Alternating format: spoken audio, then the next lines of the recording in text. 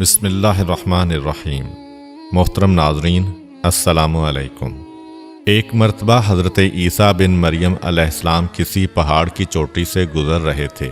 اس وقت ابلیس ان کے پاس آیا اور اس نے ان سے کہا، روح اللہ، یہ بتاؤ کیا تمہارا خدا اس بات پر قادر ہے کہ اگر تم اس چوٹی سے نیچے گرو تو وہ تمہیں بچا سکتا ہے؟ حضرت عیسیٰ علیہ السلام نے کہا، جی ہاں، میرے رب کو یہ قدرت حاصل ہے۔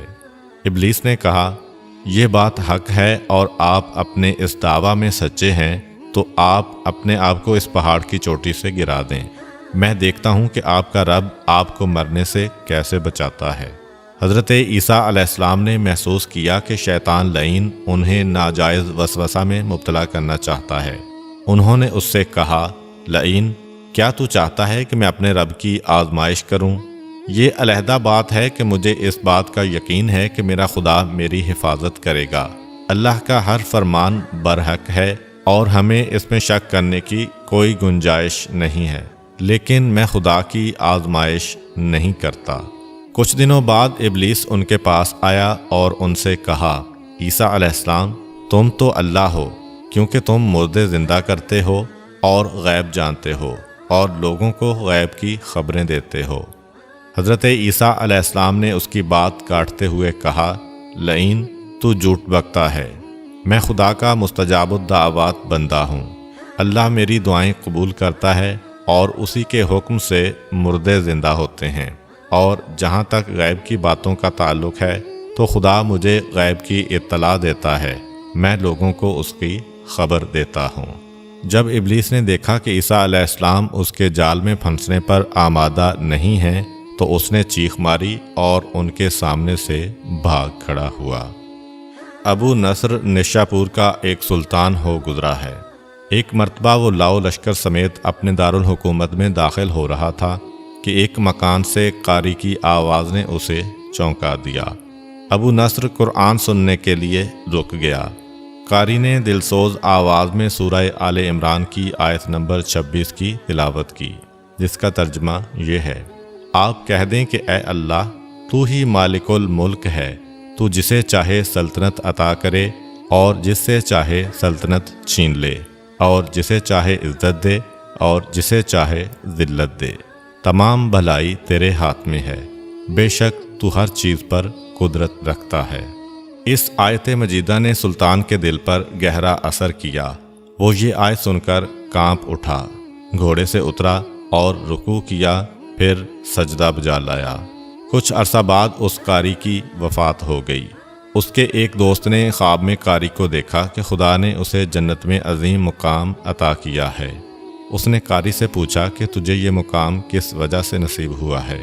قاری نے جواب دیا، میں تو ایک بدکار اور گناہگار انسان تھا، میرے نامہ اعمال میں کوئی خاص نیکیاں نہیں تھیں، مگر اس کے باوجود خدا نے مجھ پر خصوصی کرم کیا اور مجھے یہ مقام عطا کیا، اور خدا نے مجھ سے فرمایا، تو نے دنیا میں ایک سلطان کو ہماری عظمت یاد دلائی تھی، اس کی وجہ سے ہم آج تجھ پر رحم کر رہے ہیں اور تجھے بلند مقام عطا کرتے ہیں۔ جی ہاں، اللہ تعالیٰ کا فرمان ہے، فاذکرونی اذکرکم، تم مجھے یاد کرو، میں تمہیں یاد کروں گا۔ پرانے زمانہ میں انطاکیہ ایک بہت بڑا شہر تھا۔ یہ شہر ایشیائے کوچک میں واقع تھا۔ اس شہر کی لمبائی 12 میل تھی اور اس میں انسانوں کی ایک بھاری تعداد قیام پذیر تھی۔ انطاکیہ شہر کے لوگ گمراہ اور ظالم تھے۔ وہ ستاروں اور بتوں کی پوجا کرتے تھے۔ اللہ تعالیٰ نے ان کی رشد و ہدایت کے لیے ان کے پاس 2 نبی بھیجے۔ اہل شہر نے ان کی تکذیب کی تو ان کی تقویت کے لیے تیسرے رسول کو وہاں بھیجا گیا۔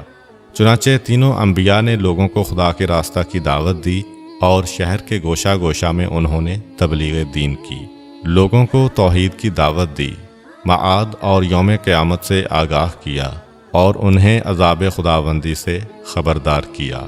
اہل شہر بڑے بدبخت تھے۔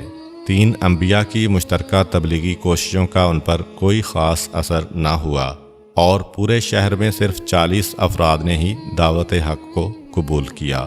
شہر کے دوسرے لوگوں نے تینوں انبیاء اور ان کے پیروکاروں کو پکڑ کر انہیں سخت اذیتیں دیں اور ظلم کی انتہا یہ کی گئی کہ ان مظلوموں کی گردن میں سوراخ کر کے اس میں رسیاں ڈالی گئیں اور شہر کے ظالم لوگ رقص بسمل سے لطف اندوز ہوئے۔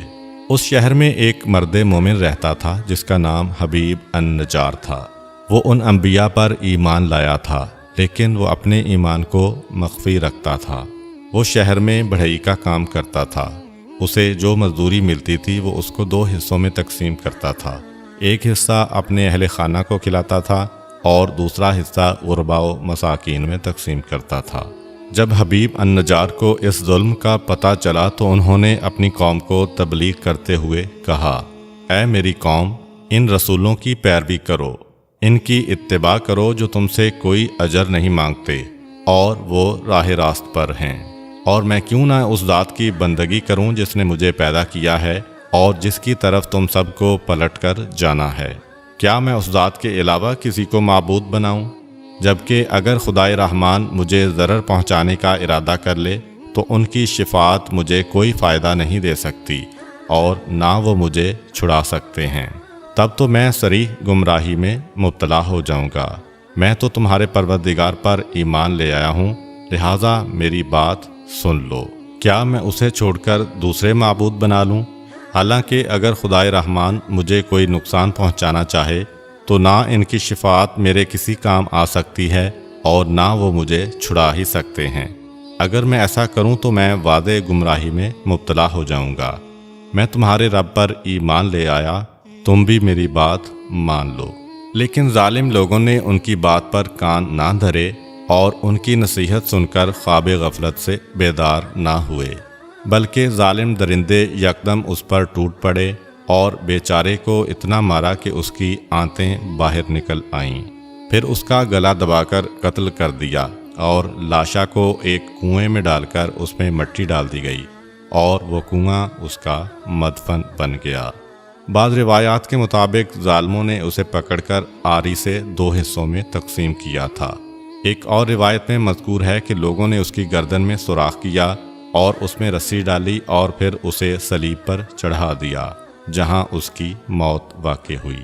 حبیب النجار کو موت سے قبل انبیاء دکھائی دیے تو اس نے یہ آخری الفاظ کہے، میں تمہارے رب پر ایمان لایا ہوں، میرے گواہ رہنا۔ اس کے بعد اس کی روح قفس عنصری سے پرواز کر گئی۔ اللہ تعالیٰ نے اس کی قربانی کو قبول کیا اور اسے عظیم ثواب دیا۔ اس کی روح جیسے ہی جسم سے جدا ہوئی تو اسے جنت بھیج دیا گیا، جیسا کہ قرآن مجید بیان کرتا ہے۔ حبیب النجار کو نیک انجام مبارک ہو۔ امید کرتا ہوں کہ آپ کو آج کی ویڈیو اچھی لگی ہوگی۔ اگر آپ کو ہماری ویڈیو اچھی لگی ہے تو ویڈیو کو لائک کریں اور مزید اس طرح کی ویڈیوز دیکھنے کے لیے ہمارا چینل سبسکرائب کر لیں۔ ملتے ہیں نیکسٹ ویڈیو میں، اجازت دیجیے، اللہ حافظ۔